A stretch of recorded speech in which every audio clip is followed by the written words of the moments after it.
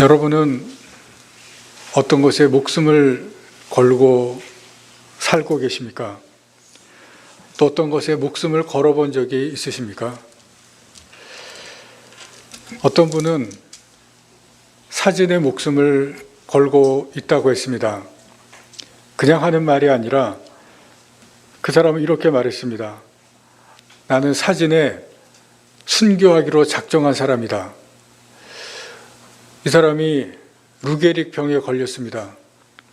그러자 제주도로 내려가서 그 제주도에서 병에 걸린 몸으로 제주도의 풍경들을 사진으로 찍기 시작했습니다. 절벽에 몸을 매달고 찍는가 하면 세월의 흐름을 표현하기 위해서 매년 같은 장소에서 사진을 찍기도 했습니다. 몸이 망가지면서도 폐교를 자기가 구입해서 거기에서 갤러리로 만들고 그리고 제주도를 계속 찍어 나갑니다. 제주도에서 그렇게 23년을 살면서 사진을 찍다가 48살에 세상을 떠났습니다. 정말 사진 찍는 데 목숨을 건 그러한 사람이었습니다.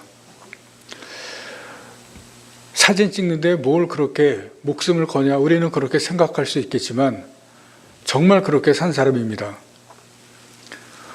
어떤 사람은 음악에, 운동에, 미술에 또 학생들 중에는 공부에 목숨을 건 그런 사람도 있습니다.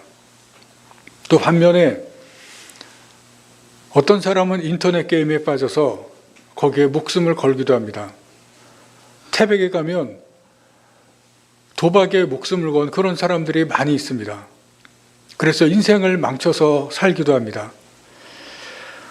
요즘 청년들과 많은 사람들이 주식과 가상화폐, 소위 말해서 돈 버는 것에 목숨을 건 것처럼 사는 사람들이 있습니다.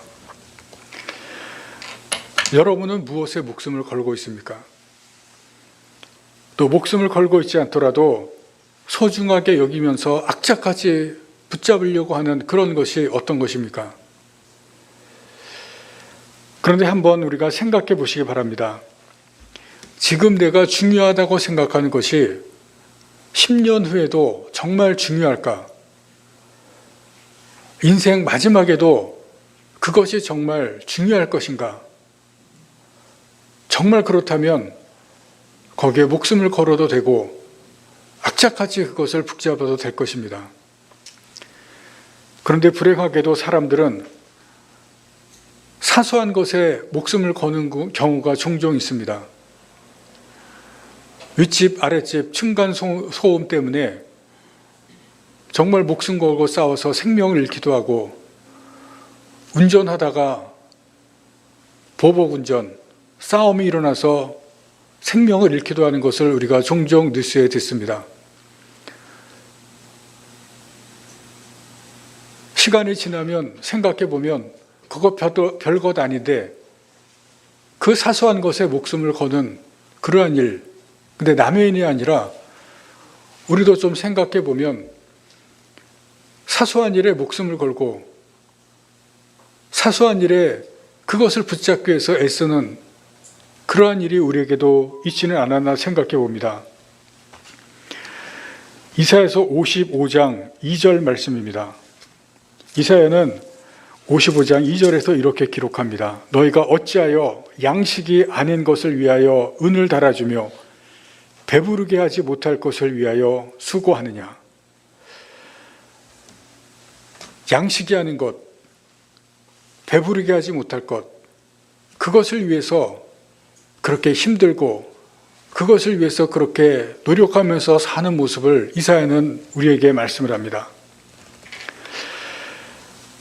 지금 우리가 호세아서를 계속해서 보고 있습니다.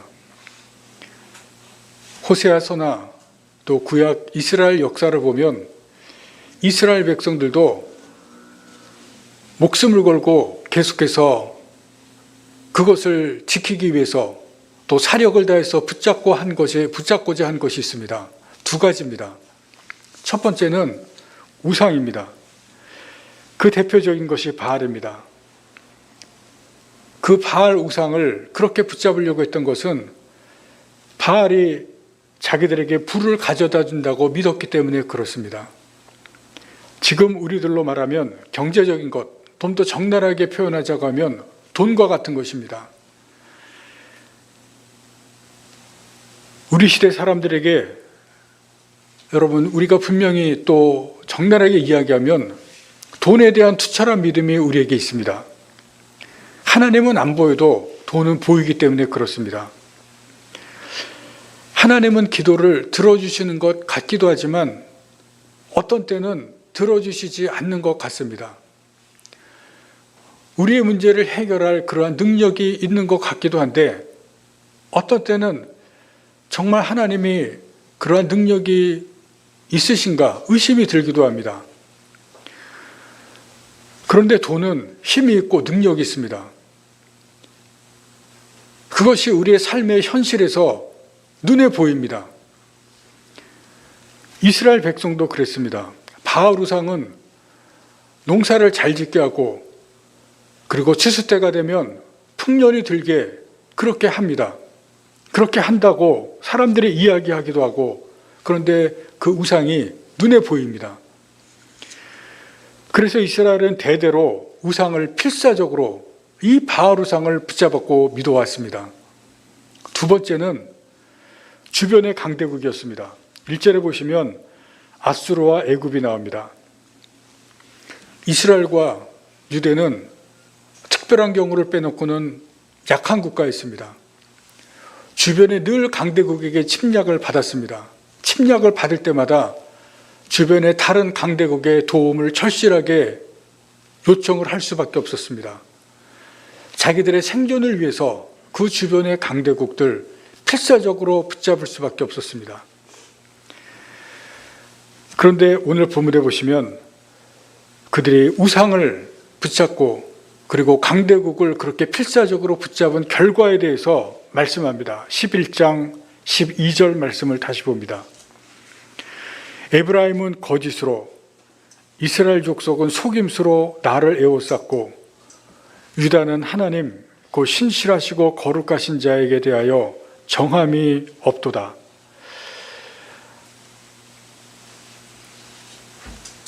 여기 에브라임, 이스라엘, 북이스라엘을 말합니다. 속임수로 거짓으로 나를 에워쌌다. 하나님에 대해서 제대로 믿지 않았다는 겁니다. 하나님 주변에 가긴 갔지만 거짓과 속임수로 갔습니다. 그리고 유다는 하나님에 대해서 정함이 없었습니다. 하나님에 대해 마음이 확실하게 정해지지 않았다는 것입니다. 믿기도 했지만 하나님에 대해서 믿지 않는 그러한 바람과 같은 겨와 같은 그러한 모습을 보여줍니다. 그래서 하나님에 대해 믿지 않고 대신 우상을 섬기고 그리고 강대국을 의지하는 그러한 모습을 보여줍니다. 계속해서 그렇게 되어지는 것을 하나님께서 말씀합니다. 또 오늘 본문에 보시면 하나님께서 이스라엘에게 베푸신 은혜가 계속해서 나옵니다. 3절에서 5절에 조상 야곱의 때 하나님께서 주신 돌보심과 하나님께서 주권으로 행하신 것을 상기시킵니다. 12절에는 야곱에게 베푸신 은혜를 상기시킵니다. 왜 야곱이냐면 야곱의 이름이 이스라엘이기 때문에 이스라엘 전체를 대표하는 것입니다. 13절에 선지자는 모세를 말합니다. 노예였던 이스라엘에게 모세를 보내시고 구원하시고 그리고 해방시키신 출애굽 사건을 상기시킵니다. 이스라엘은 은혜를 받아서 민족을 이루고 그리고 출애굽했고 가나안 땅을 약속을 받아서 축복을 받았습니다. 하나님께서 베푸신 이 놀라우신 은혜가 민족 전체에게 임하시고 역사적으로 계속해서 왔던 것을 호세아 선지자가 상기를 시킵니다. 그런데 이렇게 상기시키는 이유가 무엇이냐면 이 많이 받은 은혜를 이스라엘 백성들이 다 잊어버렸다는 겁니다. 지금 여기서 말하는 것은 너희가 다 이것을 잊었다는 겁니다. 과거에 받은 은혜와 사랑 다 지웠습니다. 이스라엘 백성들이 다 지워버렸다는 겁니다. 그리고 나서 이스라엘은 하나님을 버리고 우상을 향해 갔고 하나님을 의지하지 않고 주변의 강대국을 의지해서 갔습니다. 호세아는 은혜를 잊어버린 사람들에게 나타나는 그 죄악들을 앞에서부터 계속해서 말씀하시고 지적했습니다. 이것을 한마디로 말하면 불순종입니다. 너희가 이렇게 하나님 앞에 불순종했다. 계속해서 말씀합니다. 불순종이 무엇입니까? 하나님의 말씀을 거역하는 겁니다. 말씀대로 하지 않는 겁니다. 그런데 거기는 또 한 가지가 있습니다. 하나님의 간섭을 받지 않겠다는 겁니다. 하나님께서 간섭하는 것이 싫다는 겁니다. 여러분, 하나님의 말씀대로 이스라엘 백성들이 왜 하지 않습니까? 여러분, 자녀들에게 여러분들이 자꾸 이야기하면 자녀들이 싫어하죠.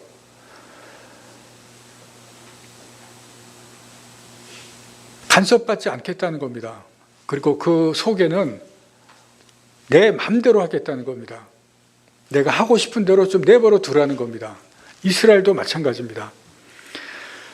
하나님 말씀대로, 하나님 계명대로 하면 구속받는 것, 매이는 것처럼 보이기 때문에 그것이 싫다는 겁니다. 그냥 내버려 두라는 겁니다. 하나님 간섭받지 않고 자기들 마음대로 하고 싶다는 겁니다. 인간에게는 자유하고 싶은 그런 욕망이 있습니다. 그래서 서구 사회를 보시면 이 프리덤, 자유라고 하는 것을 그들의 헌법에 아주 중요한 것으로 세웠습니다. 자유를 침범하는 것을 가장 심각한 범죄로 생각합니다. 그래서 서구 사회의 가장 중요한 가치가 자유입니다.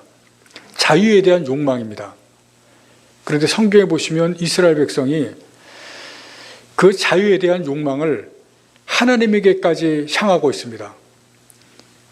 하나님으로부터 벗어나고 싶고 하나님으로부터 자유하고 싶다는 것입니다. 그것이 구약에서 보여주는 겁니다. 우리는 하나님의 간섭받기 싫고 하나님의 구속받기 싫고 하나님으로부터 벗어나고 싶다는 겁니다. 하나님이 말씀하시는 것이 다 간섭하는 것 같고 하나님의 계명이 다 구속하는 것 같습니다. 그거 싫다는 겁니다. 그것이 호세아가 말씀하고 있습니다. 그런데 그것이 이스라엘 백성들만이 아니라 오늘의 그리스도인들도 하나님의 말씀에 대해서 그렇게 생각합니다. 여러분이 성경 하나님의 말씀인데 하나님의 말씀에 대해서 여러분 어떻게 생각하십니까? 부담스럽게 생각합니다. 말씀을 지키는 것이 의무감처럼 느껴져서 말씀을 지키라고 하면 이것이 나를 힘들게 하고 나에게 짐같이 여겨집니다. 말씀대로 사는 것이 참 힘들게 느껴집니다. 무거운 짐으로 여겨집니다. 의무감에 눌리고 형식적인 틀에 갇혀지는 것으로 생각합니다. 그런데 우리가 여기에서 아주 중요한 것 한 가지를 생각해 봐야 하는 것이 있습니다. 왜 하나님께서 이 말씀을 우리에게 주셨는가? 말씀을 주신 목적이 무엇인가?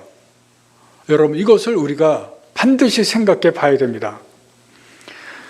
하나님의 말씀은 이 세상을 살아가는 지도입니다. 우리가 어떤 길로 가야 할지를 가르쳐주는 지도입니다. 그런데 그 지도는 그냥 지도만 주신 것이 아니라 하나님의 말씀은 그 지도에서 목적지까지 갈 수 있는 표시를 알려주신 지도입니다. 거기에 표시가 있습니다. 우리가 목적지까지 가야 되는데, 우리의 인생의 목적지까지 가야 되는데 거기에 갈 수 있는 방향이 표시되어 있는 지도가 하나님의 말씀입니다.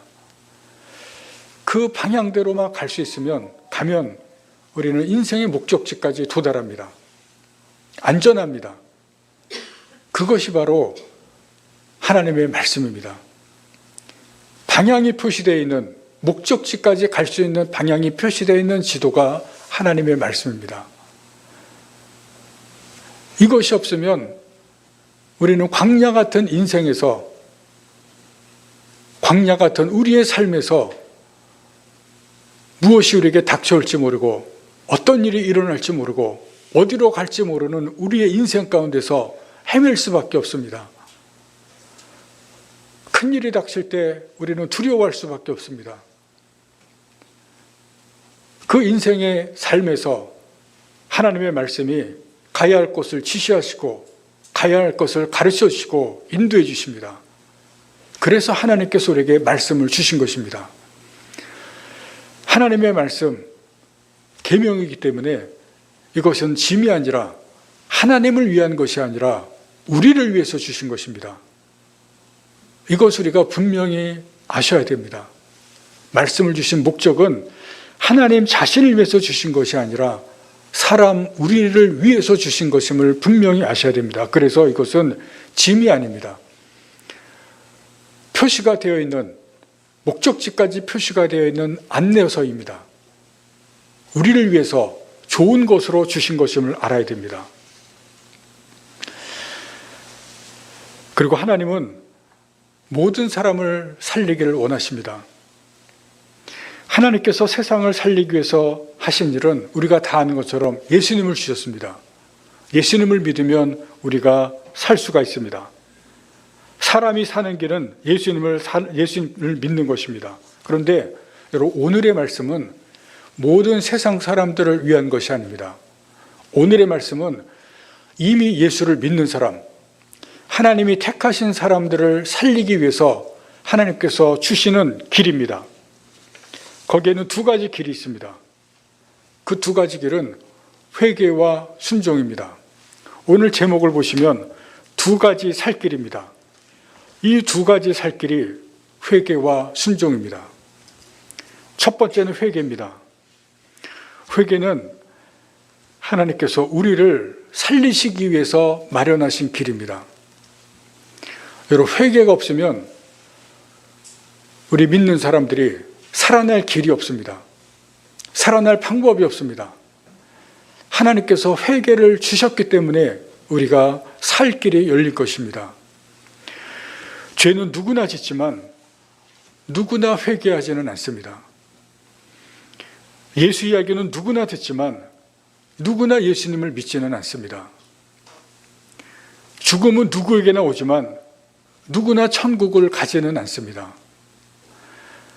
회개의 기회는 누구나가 있습니다. 그러나 누구나 회개하는 것은 아닙니다. 여러분, 그러나 회개하지 않으면 결국 마지막에는 죽음의 길로 갈 수밖에 없습니다. 왜 회개가 살 길입니까? 회개는 죄의 문제를 해결합니다. 회개 없이는 죄의 문제를 해결할 수가 없습니다. 회개할 때 하나님께서 죄를 사해 주시고 죄를 사해 주시는 그 길은 회개밖에 없기 때문에 그렇습니다. 죄가 있는 곳, 죄를 짓는 사람, 하나님께서 싫어합니다.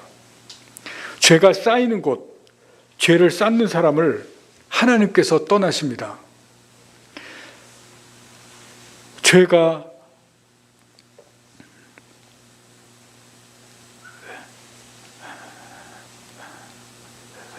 끝까지 죄를 회개하지 않는 사람, 끝까지 죄를 회개하지 않는 곳, 여러분, 하나님께서 버리십니다. 그러나 회개가 있는 곳, 회개하는 사람을 하나님이 좋아하십니다. 죄를 떠난 곳, 죄를 떠난 사람을 하나님께서 찾아오십니다. 그래서 정결하고 정결한 사람, 거기에 하나님께서 임재하시고 하나님께서 하나님의 뜻을 나타내시고 하나님께서 일하십니다. 여러분, 그래서 우리가 회개해야 되는 것이고 그래서 하나님께서 회개하라고 말씀합니다. 여러분, 십자가가 무엇입니까?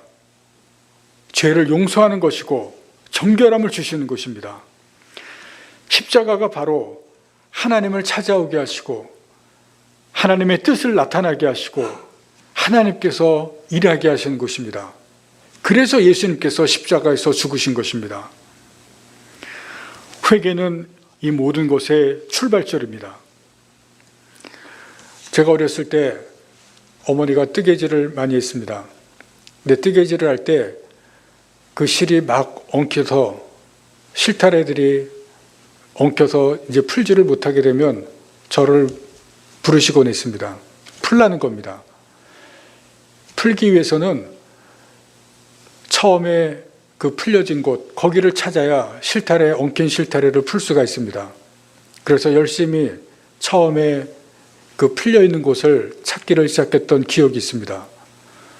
여러분, 문제들이 꼬여서 어떻게 해결하지 못하는 문제덩어리가 있을 때 여러분, 그 문제덩어리를 풀기 시작하는 출발점이 바로 회개입니다. 회개하기 시작할 때 하나님께서 문제를 해결해 주기 시작합니다. 회개가 바로 문제 해결의 시작점입니다. 오늘 6절의 말씀에 보시면 하나님께서 호세아 선지자를 통해서 말씀합니다. 그런즉 너의 하나님께로 돌아와서 회개하라는 것입니다. 하나님께 돌아와서 회개하면 문제의 해결이 시작된다고 하는 것을 말씀합니다. 회개가 시작점이라고 말씀하시면서 우리에게도 회개할 것을 말씀합니다. 회개는 하나님께 죄를 고백하는 것입니다. 하나님께 죄를 고백하면 십자가의 보혈로 우리의 모든 죄를 다 용서하실 것을 약속하셨습니다. 죄 용서가 있는 것에 하나님께서 찾아오시고 회복하여 주십니다. 호세아 선지자는 심판을 말씀하시고 그리고 하나님께서 징계와 멸망을 말씀하시지만 우리가 보시는 것처럼 회개하면 하나님께 죄의 용서를 구하면 다시 회복해 줄 것을 분명히 약속합니다. 회복에 대해서 분명히 약속하시는 것을 우리가 호세아서를 통해서 성경을 통해서 볼 수가 있습니다. 하나님의 약속입니다. 회개하면 회복하신다. 회개하면 다시 하나님께서 우리를 살리시고 회복해 주신다고 말씀합니다. 여러분, 진정한 회개를 통해서 하나님 우리를 고쳐주실 부분을 고쳐주시고 회복해 주실 것을 회복해 주시는 그런 하나님의 은혜를 경험하실 수 있기를 바랍니다. 두 번째는 순종입니다. 호세아서에서 우리가 보시는 것처럼 이스라엘은 끊임없이 불순종했습니다. 하나님 대신에 우상에 향하고 하나님 대신에 강대국을 의지했다고 말씀을 드렸습니다. 왜 이스라엘이 끊임없이 하나님께 순종하지 않았을까요? 왜 이스라엘은 끊임없이 하나님께 불순종하고 말씀을 듣지 않았을까요? 그 이유가 무엇이겠습니까? 그 이유는 믿음의 문제입니다. 그 근본적인 것을 파고 들어가면 거기에는 하나님에 대한 믿음의 문제가 있습니다. 다시 11장 12절 말씀해 보시면 거기에 거짓과 속임수로 애워쌌다. 하나님에게 정함이 없다. 그런 말씀을 우리가 다시 볼 수가 있습니다. 무슨 얘기냐면 진심으로 하나님을 믿지 않았다는 것입니다. 하나님에 대해서 거짓과 속임수로 하나님에 대해서 정함이 없이 믿음이 없다는 것을 말합니다. 하나님을 믿지 않았기 때문에 순종하지 않은 것입니다. 말씀을 믿지 않았기 때문에 말씀에 순종하지 않은 것입니다. 여러분, 바른 믿음이 없으면 순종도 없습니다. 순종이 없는 그러한 부분에는 믿음도 없습니다. 하나님을 믿지 않으면 하나님께 순종할 수가 없습니다. 말씀을 믿지 않으면 말씀에 순종할 수가 없습니다. 그러나 믿으면 순종합니다. 하나님을 믿으면 하나님께 순종하고 예수님을 믿으면 예수님께 순종합니다. 나에게 말씀하시는 것을 믿으면 그 말씀에 순종하게 됩니다. 그리고 순종하면 하나님의 역사가 나타납니다. 순종은 믿음과 관련된다고 말씀을 드렸습니다. 순종은 믿음의 순종입니다. 믿음으로 순종하기 때문에 하나님께서 역사하십니다. 예수님의 어머니 마리아는 천사가 나타나서 아들을 잉태할 것이라고 말했습니다. 여러분, 그때 마리아가 무슨 말을 했는지 기억하십니까? 말씀대로 이루어지이다. 그렇게 대답했습니다. 말씀대로 내게 이루어지이다. 여러분, 순종입니다. 여러분, 처녀인데 아기가 잉태할 것이라고 천사가 하나님의 말씀을 전했을 때 말씀대로 이루어질 것이다. 순종입니다. 왜냐하면 하나님을 믿었기 때문에 그렇습니다. 하나님의 말씀을 믿었기 때문에 순종한 것입니다. 그때 하나님께서 마리아에게 역사하셨습니다. 처녀가 잉태하게 하시고 처녀가 아기를 낳게 하셨습니다. 하나님의 역사입니다. 그래서 마리아는 예수님의 어머니가 되시는 은혜를 입었습니다. 예수님께서 베드로에게 오셔서 오른쪽에 그물을 던지라고 이야기했습니다. 그때 베드로가 예수님께 한 말이 말씀에 의지하여 그물을 내리리이다 이야기합니다. 밤새도록 물고기 한 마리 잡지 못했지만 순종하면서 그물을 던집니다. 그 이유는 예수님을 믿고 말씀을 믿었기 때문에 그렇습니다.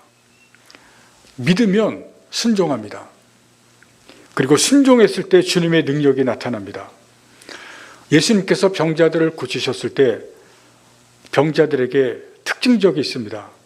예수님께서 믿음을 요구하시고 또 행동을 요구하십니다. 내 믿은 대로 되라. 그리고 믿은 대로 행동하라 요구하십니다. 병자들에게 침상을 들고 가라고 하시고 맹인에게 연못에 가서 씻으라고 합니다. 10명의 나병 환자에게 제사장에 가서 보이라고 합니다. 여기에 보시면 아직 병이 나은 상태가 아닙니다. 모두 믿고 행하라는 것입니다. 믿고 순종하라는 것입니다. 먼저 믿고 순종하면 그 다음에 역사가 나타납니다. 그런데 순종하지 않으면 역사는 나타나지 않습니다. 여러분, 하나님을 우리가 믿는다고 신앙생활을 합니다. 여러분, 그러나 우리의 믿음을 다시 한번 점검해 보시기를 바랍니다. 믿음이 순종과 동전의 양면입니다. 온전히 믿을 때 순종할 수가 있습니다. 그리고 순종이 하나님의 역사를 나타나게 합니다. 믿음으로 순종하면서 하나님의 역사를 경험하시기를 바랍니다. 말씀을 마치겠습니다. 여러분, 만약 지금 하나님께서 여러분에게 이렇게 말씀하신다면 여러분 어떻게 하시겠습니까? 지금 앞으로 나와서 찬송을 하나 부르라. 만약 하나님께서 여러분에게 음성으로 말씀하신다면 여러분 어떻게 하시겠습니까? 앞으로 나와서 찬송을 하시겠습니까?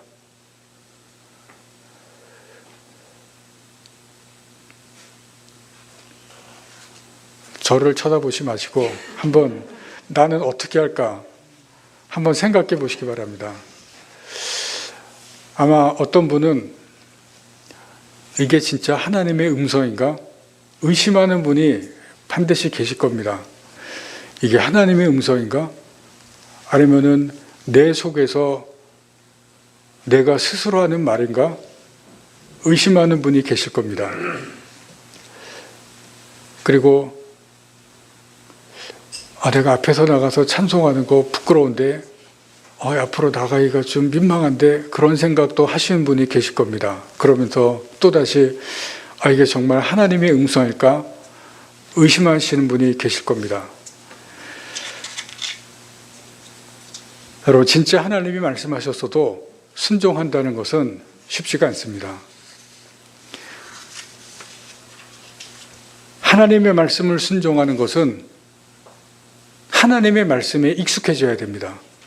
여러분, 왜 의심하냐면 하나님의 말씀을 많이 들어보지 못했기 때문에 그렇습니다. 하나님께서 내게 말씀을 주시는 것에 익숙하지 않기 때문에 그렇습니다. 여러분, 아브라함이 내 아들을 바치라고 했을 때 성경에 보시면 순종합니다. 왜 순종했을까요? 여기에 다른 이유도 있지만 아브라함은 하나님의 말씀에 익숙했습니다. 그 전에 하나님의 말씀을 많이 들었습니다. 그래서 내 아들을 바치라고 하는 그 말씀이 하나님께서 나에게 말씀하신 것을 분명히 알았습니다. 그분이 하나님이라는 것을 아브라함은 조금도 의심하지 않았습니다. 다른 말씀을 드리자면 하나님의 말씀에, 하나님의 음성에 익숙했다는 겁니다. 그분이 하나님이라는 것을 조금도 의심하지 않았습니다.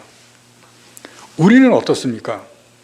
제가 조금 전에 전혀 엉뚱한 상상이긴 하지만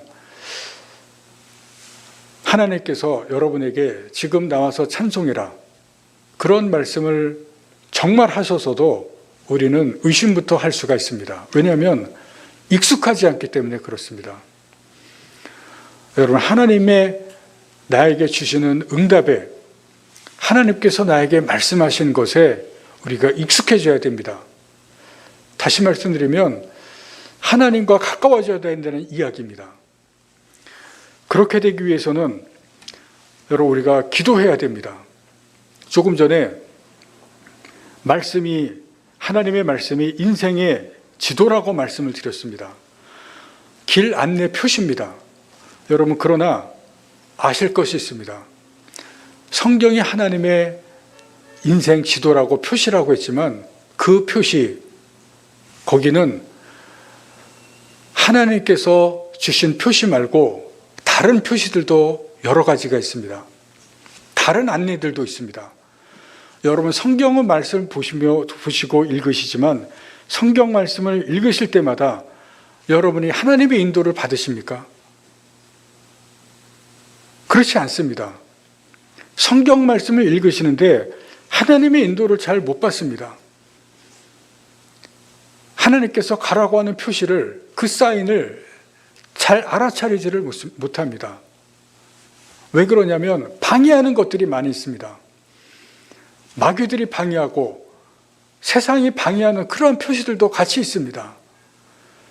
그래서 하나님께서 주시는 표시만이 있는 것이 아니기 때문에 성경을 읽어도 우리가 알아차리를 못합니다.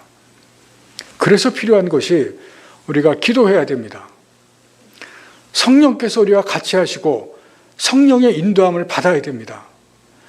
말씀을 읽어도 우리가 말씀을 깨닫는 것이 있어야 됩니다. 성령께서 깨닫게 해주셔야 됩니다. 그래야 하나님께서 말씀을 통해서 표시하신 것을 정확하게 분별할 수가 있습니다. 하나님께서 말씀을 통해서 표시해 주시는 것, 그냥 되는 것이 아니라는 것입니다. 우리가 잘 순종하기 위해서는 말씀을 통해서 표시해 주는 것을 우리가 분별해야 됩니다. 알아차려야 됩니다. 말씀을 그냥 읽어도 우리가 깨닫지 못하고 표시를 알아차리지 못하는 이유가 바로 그것입니다. 방해하는 요소들이 너무 많습니다. 그래서 우리가 이 말씀의 표시를, 내가 가야 될 길을 인도해 주시고 내가 기도하는 것에 응답해 주시는 그것들을 알아차리기 위해서는 우리가 기도하고 깨어 있어야 되고 성령께서 우리 가운데서 가르쳐 주시고 역사하시고 인도하시도록 하셔야 되고 우리가 말씀을 깨닫도록 해야 됩니다. 신앙생활이 그렇게 쉽지 않다는 것입니다. 순종하는 것도 그렇게 쉽지 않다는 것입니다. 그렇게 되기 위해서 우리가 더욱더 신앙에 깨어 있어야 됩니다. 순종하기 위해서 하나님을 잘 믿어야 됩니다. 여러분, 이스라엘 백성들도 하나님을 믿지 않은 것이 아닙니다. 잘 믿지 않았기 때문에 그렇습니다. 여러분, 이 시대에 한국만 해도 기독교인들이 많습니다. 그러나 잘 믿는 기독교인들이 많지가 않습니다. 여러분, 이 시간 우리 교회 성도들이 하나님을 잘 믿으시기 바랍니다. 온전히 믿으시기를 바랍니다. 그 믿음이 순종을 가능하게 합니다. 그리고 다시 한번 말씀을 드립니다. 여러분, 하나님은 순종하는 사람들에게 하나님의 능력을 보여주시고 하나님의 능력을 나타내십니다. 여러분들이 하나님을 온전히 믿으셔서 순종하는 여러분들을 통해서 하나님의 능력이 나타나는 것을 경험하시고 하나님께서 역사하신 것을 경험하실 수 있기를 바랍니다. 회개를 통해서 하나님께서 우리에게 하나님의 귀한 것을, 하나님께서 또한 우리를 정결하게 하시는 것을 우리가 또한 경험하시고, 우리가 죄를 떠나서 회개하시면서 하나님 앞에 나아가시는 여러분들 되시기를 간절히 바랍니다. 기도하시겠습니다.